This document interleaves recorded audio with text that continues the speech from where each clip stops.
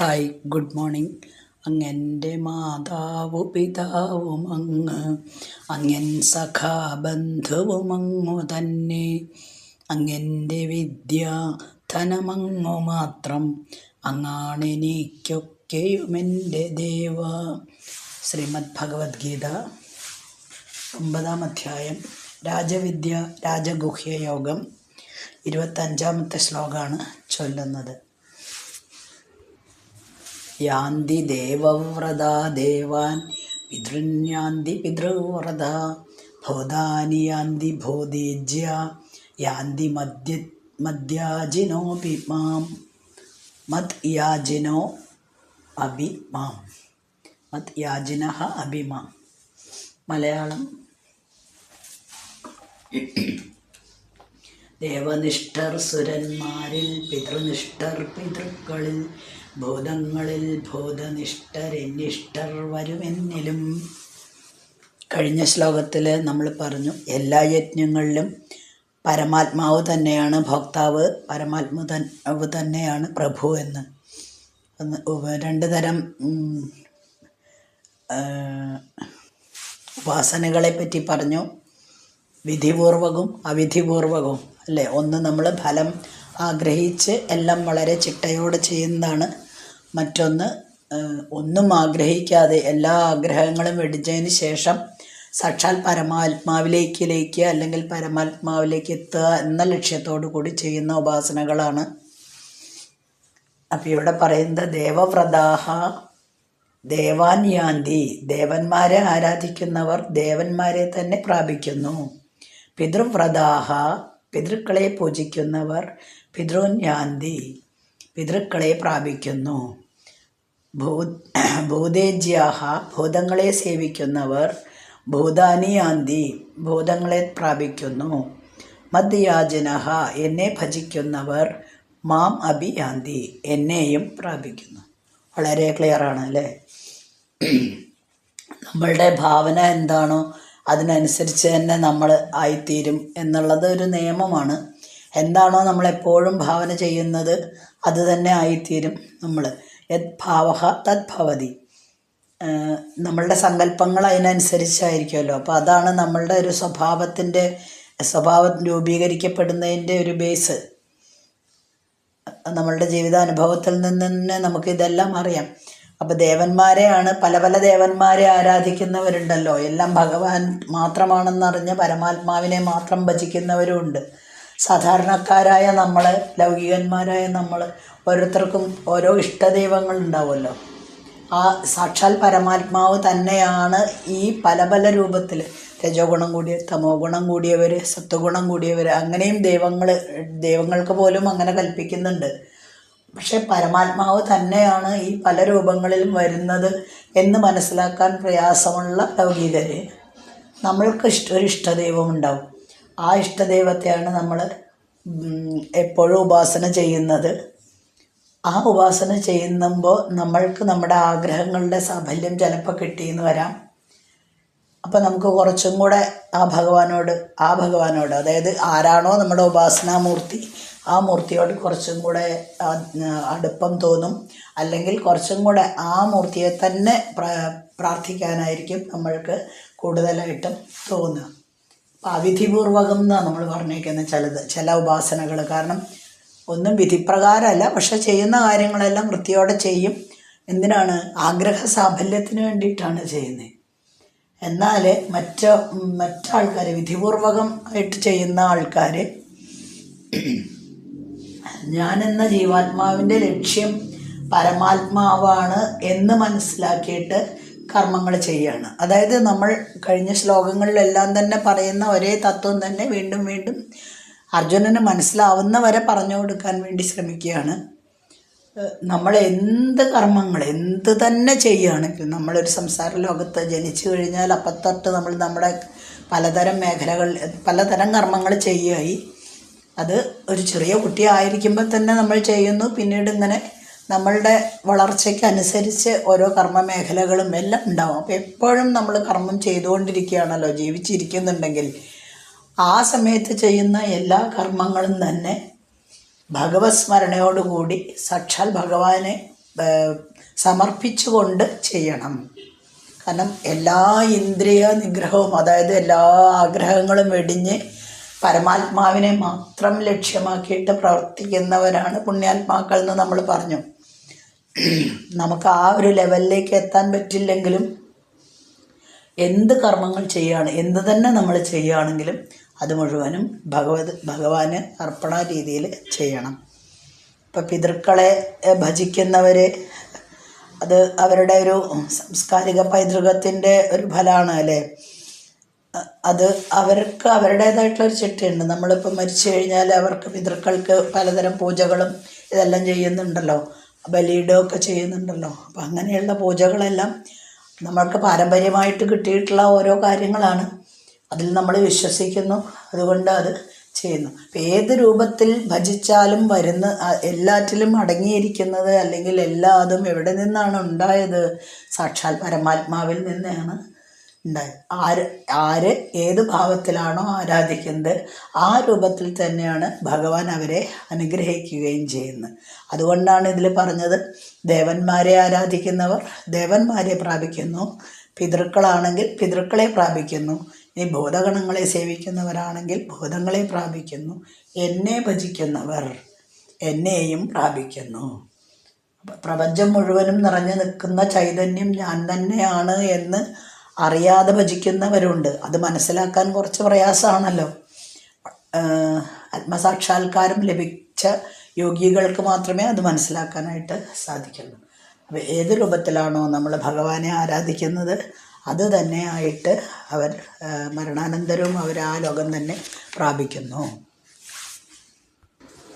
എന്നെ ഭജിക്കുന്നവർ എന്നെ തന്നെ പ്രാപിക്കുന്നു എന്ന് പറയുമ്പോൾ ഭഗവാൻ നമ്മൾക്കൊരു ഉറപ്പ് തരികയാണ് ചെയ്യുന്നത്.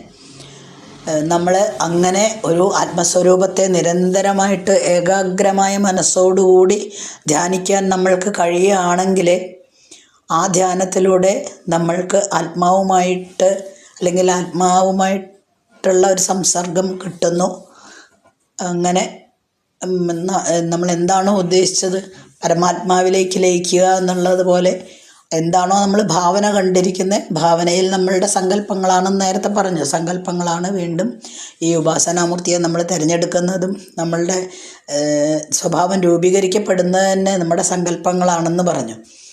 അപ്പോൾ പണ്ട് നാരായണീയത്തിൽ നമ്മൾ പറഞ്ഞിട്ടുണ്ടല്ലോ, പുഴു വേട്ടാളിനെ നോക്കി നോക്കി നോക്കി ഇരുന്ന് അവസാനം വേട്ടാളിനാവുന്നു എന്നുള്ളത്. അതുപോലെയാണ് എത്ര ആത്മാർത്ഥതയോട് കൂടിയിട്ട് അർപ്പണാഭാവത്തോട് കൂടിയിട്ട് എന്നെ ആര് ഭജിക്കുന്നുവോ അവർ എന്നെ തന്നെ പ്രാപിക്കുന്നു എന്നൊന്നും കൂടെ ഉറപ്പിച്ച് പറയുകയാണ് ചെയ്തത്. ഇനി 26ാമത്തെ ശ്ലോകം. പത്രം പുഷ്പം ഫലം തോയം യോ മേ ഭക്ത്യാ പ്രയച്ഛതി തദഹം ഭക്ത്യുപഹൃത് അസ്നാമി പ്രിയതാത്മന. മലയാളം. ഇലയോ പൂക്കളോ തെല്ലു ഫലമോ ജലമാകിലോ ഭക്തി ശ്രദ്ധയോടെ നൽകും ഏതും ഞാൻ കൈവരിച്ചിടും. പത്രം പുഷ്പം ഫലം തോയം, എന്ത് വേണമെങ്കിൽ ഭഗവാന് സമർപ്പിക്കാൻ നമ്മൾ ഈ പൂജകളൊക്കെ വലിയ പൂജകൾ ധാരാളം പൈസ ചിലവാക്കിയിട്ട് ചെയ്യുന്നത് തന്നെ ചെയ്യണം, അത് മാത്രമേ ഭഗവാൻ സ്വീകരിക്കൂ എന്നൊന്നുമില്ല. ചില ആൾക്കാർക്ക് അങ്ങനെ ഒരു വിശ്വാസമുണ്ട്, അയ്യോ ഞാനൊരു ചെറിയ പുഷ്പാഞ്ജലി മാത്രമേ കഴിക്കുന്നുള്ളൂ, പക്ഷെ ബാക്കി എല്ലാവരും ധാരാളം പൈസയുടെ ആയിരങ്ങളുടെ ഇപ്പോൾ ഒരു എക്സാമ്പിൾ പറയാച്ചാൽ ഒരു ഉദയാസ്തമന പൂജ അല്ലേ കഴിക്കുന്നുണ്ട്, എനിക്കത് ചെയ്യാൻ കഴിഞ്ഞില്ലല്ലോ ഭഗവാനേന്ന്. അതോടെ ദുഃഖിക്കേണ്ട ആവശ്യമൊന്നും നമുക്കില്ല. ഉദയാസ്തമന പൂജ ഒന്നാമതിനിപ്പോൾ നമുക്ക് കഴിവുണ്ട് ചെയ്യിക്കണമെങ്കിൽ പോലും 100 കൊല്ലം കഴിഞ്ഞിട്ടായിരിക്കും കിട്ടുന്നത്.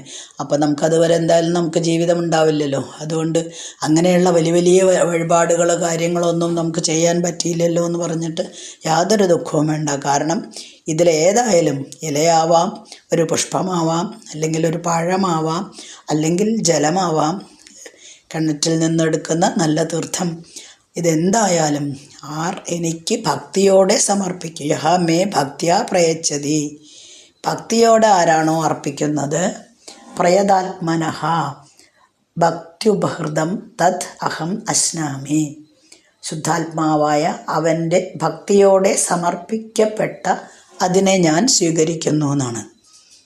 അപ്പം എന്ത് വേണമെങ്കിലും ഭഗവാന്റെ കാൽക്കൽ നമുക്ക് സമർപ്പിക്കാം.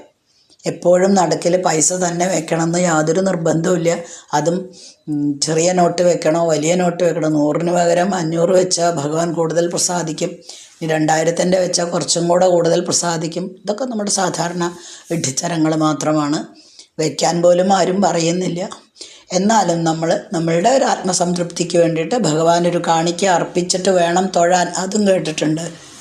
അതെന്തായാലും മതി, ഇലയായാലും തുളസിയായാലും. ഇപ്പോൾ കഴിഞ്ഞ ഒരു ദിവസം ഒരു പ്രഭാഷണം ഞാൻ കേട്ടപ്പോൾ അതിൽ പറഞ്ഞത് എന്താ വെച്ചാൽ, നമ്മൾ തുളസിമാലയും അങ്ങനെയുള്ള സാധനങ്ങൾ റോഡ് സൈഡിൽ വെച്ച് വിൽക്കുന്നുണ്ടാവുമല്ലോ, ആ താലത്തിൽ അതെടുത്ത് അത് നമ്മൾ നടക്കിൽ കൊണ്ടുപോയി വയ്ക്കുന്നു. ഏറ്റവും വലിയ വിഡ്ഢിത്തരമാണ് നമ്മൾ ചെയ്യുന്നതെന്ന്. അതെന്താ അത് വിഡ്ഢിത്തരാവുന്നേ? ഭഗവാന് സമർപ്പിക്കുകയല്ലേ എന്ന് ചോദിച്ചാൽ, ഈ തുളസിയോ അല്ലെങ്കിൽ ഈ പൂവോ ഇതെല്ലാം എവിടുന്ന് വരുന്നു, ഇത് വൃത്തിയുള്ളതാണോ ശുദ്ധിയുള്ളതാണോ അതൊന്നും നമുക്കറിയില്ല. നമ്മളൊരു തട്ട് വാങ്ങുന്നു, നേരെ ഭഗവാന്റെ നടയിൽ കൊണ്ടുപോയിട്ട് വയ്ക്കുന്നു. അതിന് പകരം എൻ്റെ വീട്ടിലെ അല്ലെങ്കിൽ അവനവൻ്റെ വീട്ടിലെ ഒരു 4 തുളസിയുടെ ഇല പറിച്ച് അതിനെ നന്നായിട്ട് നല്ല ശുദ്ധമായ ജലത്തിൽ കഴുകി അത് നമ്മൾ ഭഗവാന്റെ കാൽക്കൽ സമർപ്പിച്ചാൽ നേരത്തെ വെച്ച മാലയെക്കാളും കൂടുതൽ നല്ലത് ഇത് തന്നെയാണ്. അപ്പം നമ്മൾ ഓരോ സ്ഥലത്ത് പോകുമ്പോഴല്ലേ, ആ അമ്പലത്തിൽ ഇതാണ് ഏറ്റവും നല്ല വഴിപാട്, ഈ അമ്പലത്തിലെ ഏറ്റവും നല്ല വഴിപാട് ഇതാണ്, ഇതെല്ലാം നമ്മളെന്നും കേൾക്കുന്നതാണ്. നമ്മൾ അതിനനുസരിച്ച് പലരും ചെയ്യാൻ ശ്രമിക്കുകയും ചെയ്യും. പൈസ അത്രയ്ക്ക് സാമ്പത്തികമില്ലാത്തവർ പോലും അത് ചെയ്തില്ലെങ്കിൽ നമ്മൾക്ക് എന്തെങ്കിലും ദോഷം വരും എന്ന് വിചാരിച്ച് ചെയ്യുന്നവരുമുണ്ട്. അപ്പം അങ്ങനെയൊന്നുമില്ല, എന്തായാലും കുഴപ്പമില്ല. ഭക്തിയോടെ അർപ്പിക്കുക, അവിടെ മനോഭാവമാണ് പ്രശ്നം. അർപ്പിക്കുന്ന ഭക്തൻ്റെ മനോഭാവത്തിനാണ് പ്രാധാന്യം, വസ്തുക്കൾക്കല്ല, ദ്രവ്യവസ്തുക്കൾക്കേ അല്ല. എങ്ങനെയാണ് നാം ഭഗവാന് സമർപ്പിക്കുന്നത്? ഭഗവാനെ നല്ലപോലെ മനസ്സിൽ വിചാരിച്ച് എന്ത് സമർപ്പിച്ചാലും അത് ഭഗവാൻ സന്തോഷത്തോടെ സ്വീകരിക്കുന്നു. അതാണ് ഈ ശ്ലോകത്തിൽ പറഞ്ഞത്. ഒന്ന് നിഷ്കാമ ഭജനാണ്, ഒന്ന് സകാമ ഭജനാണ്. അപ്പം എന്താ വ്യത്യാസം എന്ന് ചോദിച്ചാൽ, സകാമ ഭജനത്തിന് നമ്മൾക്ക് ചിലവ് കൂടുതലാണ്. ഒരു പുഷ്പാഞ്ജലി കഴിക്കണമെങ്കിലും കൊടുക്കണം 15 രൂപ അല്ലെങ്കിൽ 20 രൂപ. ഓരോ സ്ഥലത്ത് ഓരോ അമ്പലത്തിൽ ഓരോ റേറ്റാണ്. ചന്ദനം ചേർത്ത് കഴിക്കണമെങ്കിലോ അല്ലെങ്കിൽ മറ്റെന്തെങ്കിലും ചെയ്യണമെങ്കിലോ അതിലും വലിയ പൂജകളൊക്കെ കഴിക്കുമ്പോൾ നമ്മൾക്ക് എന്താണ്, പൈസയുടെ ചിലവും കൂടെ അവിടെ വരുന്നുണ്ട്. മാത്രമല്ല അതിൽ നിന്ന് കിട്ടുന്ന സന്തോഷം, അപ്പം നമ്മൾക്ക് ഭയങ്കര സന്തോഷമായിരിക്കും. ഇതൊക്കെ നമ്മൾ സമർപ്പിച്ചു കഴിഞ്ഞാൽ ഭഗവാനെ എനിക്ക് സമർപ്പിക്കാൻ പറ്റിയല്ലോ എന്നുള്ള സന്തോഷം നല്ല തന്നെ. പക്ഷെ ആ സന്തോഷം എത്ര നേരം നിലനിൽക്കുമെന്ന് ചോദിച്ചാൽ വളരെ കുറച്ച് നേരം മാത്രമേ നിലനിൽക്കുള്ളൂ. അതേ സമയത്ത് നിഷ്കാമ ഭജനം എന്ന് പറയുമ്പോൾ ഭഗവാനിൽ മനസ്സ് വെച്ച് ഭഗവാൻ മാത്രമാണ് എനിക്ക് ആശ്രയം. നമ്മളെപ്പോഴും പറഞ്ഞിട്ടുണ്ടല്ലേ, നമ്മുടെ കൈപിടിച്ച് നടക്കുന്ന ഒരാളാണ് ഭഗവാൻ എന്നുള്ളത് സങ്കല്പിച്ചാൽ മതി ഭഗവാനെ. അപ്പോൾ ഭഗവാൻ മാത്രമാണ് എന്നെ സംരക്ഷിക്കുന്നതും എന്നെ നിലനിർത്തുന്നതും എൻ്റെ കൂടെ എപ്പോഴും എൻ്റെ കാര്യങ്ങൾ ചെയ്തു തരുന്നതും എല്ലാം ഭഗവാനാണ് എന്ന ചിന്തയിൽ എന്നെ ഭജിക്കുന്നവർ അവരെന്ത് തന്നെ തന്നാലും അത് ഞാൻ സ്വീകരിക്കുന്നു എന്നാണ് പറഞ്ഞത്. അപ്പോൾ എല്ലാ ആഗ്രഹങ്ങളും നമ്മൾ അവസാനിപ്പിച്ച് ഇന്ദ്രിയ നിഗ്രഹണം മുഴുവൻ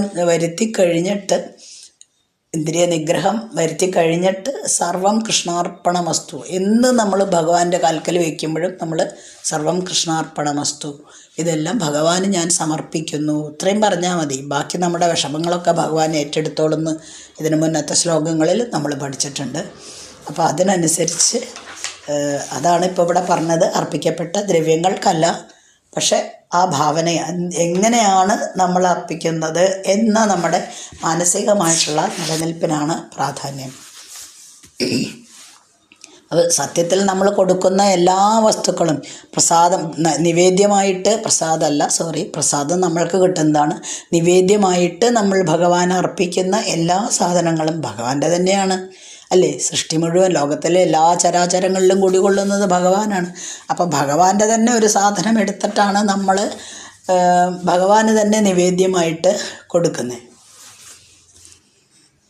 അങ്ങനെ സമർപ്പിക്കുന്നതുകൊണ്ട് എന്താണ് ഗുണം എന്ന് ചോദിച്ചാൽ, താൽക്കാലികമായിട്ടുള്ള സന്തോഷം നമ്മൾക്ക് കിട്ടും. അത് മാത്രമല്ല, ഞാനിത് ഭഗവാന് വേണ്ടിയിട്ടാണ് സമർപ്പിക്കുന്നത്. അതിപ്പോൾ ഏത് ഭജനാണെങ്കിലും നമ്മൾക്ക് മുഴുവൻ ഇന്ദ്രിയങ്ങളൊന്നും കൺട്രോൾ ചെയ്തിട്ടല്ല നമ്മൾ ജീവിക്കുന്ന എല്ലാവരും അല്ലേ, സാധാരണ ലൗകികന്മാരാണ്. എങ്കിൽ പോലും ഭഗവാന് അത് അത്രയും ഭഗവത് സമർപ്പണമായിട്ട് ഭഗവാന് വേണ്ടി നമ്മൾ ഈ വസ്തുക്കൾ, ഈ ദ്രവ്യങ്ങളൊക്കെ സമർപ്പിക്കുന്ന സമയത്ത് അത് ഭക്തിപൂർവ്വം സമർപ്പിക്കുക. മാത്രമല്ല ചിത്തശുദ്ധി ഉണ്ടാവണം, ശരീരശുദ്ധി ഉണ്ടാവണം.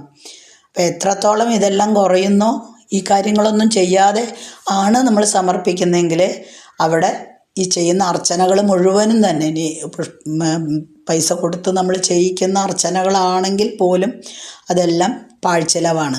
മാത്രമല്ല കുറേയൊക്കെ അന്ധവിശ്വാസങ്ങളുണ്ട്. അത് ചെയ്താലേ ഭഗവാൻ പ്രസാദിക്കൂ എന്നത് വെറും അന്ധവിശ്വാസമാണ്. ഒന്നുപോലും ഭഗവാൻ ആഗ്രഹിക്കുന്നില്ല നമ്മളിൽ നിന്ന്. കാരണം ഈ പ്രപഞ്ചം മുഴുവൻ സൃഷ്ടിച്ചതും ഭഗവാൻ തന്നെ, അത് നിലനിർത്തുന്നതും ഭഗവാൻ തന്നെ.